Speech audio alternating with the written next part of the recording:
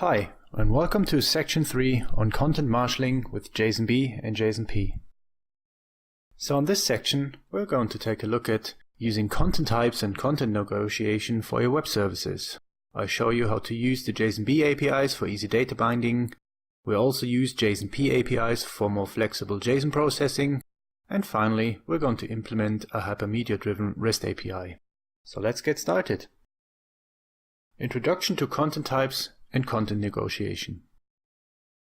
So in this video, we're going to take a look at using @produces and @consumes annotations to specify the content types. We talk about API versioning using custom content types. We will be talking about smart content negotiation using a quality from server factor. And I'm going to show you how you can serve and upload binary content. So let's switch to code and open our IDE. So what I've done here is I've prepared a small REST service already. So let's look at this template here. So as you already know, you can specify @produces or @consumes annotations to specify what your REST service will consume as a content type and what content type your REST service will produce. So usually what you do here is you specify application JSON. So this is what you'll be usually doing. So let's implement this method. And what we'll do here is we'll return a simple map with status code OK, and JAX-RS will make sure that this map is serialized to proper JSON. What about if we want to implement a second version of this? So let's do this here. So I also implement this method called version 2, and I want to return something different.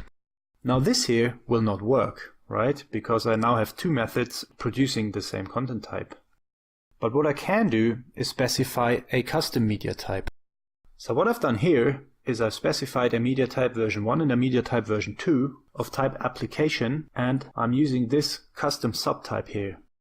So I have one subtype for version 1 in a JSON format, and I have one subtype for version 2 in a JSON format.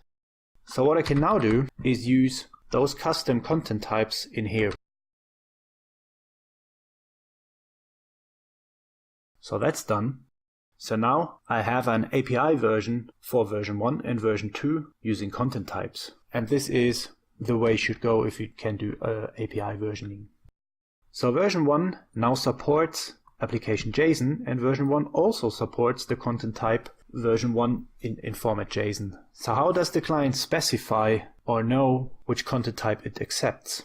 Well, basically it can either specify the accept header for the specific content type, and if it does not, what I can now do is I can specify a factor which is called quality from server.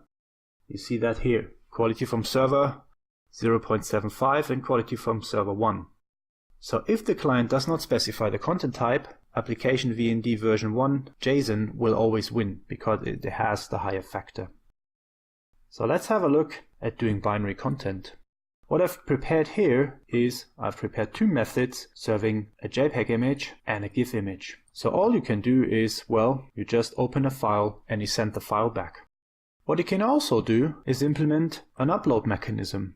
We're using the post HTTP method. We consume multi-part form data, and in here what you can now do is, well, you reference the form data parameter called file, which is an input stream, and to get the file name you can also reference the form data param and use form data content disposition as a type.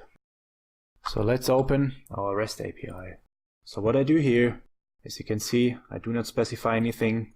I send the version and I receive version 1, which is the default. In here I also get version 1 because I've explicitly set the accept header here. If I want to obtain version 2, what I can now do is I specify the accept header with the version 2 content type. And finally, to show you that the serving of GIF images and JPEGs also working, we request the GIF image, and you see here we have the magic of content types.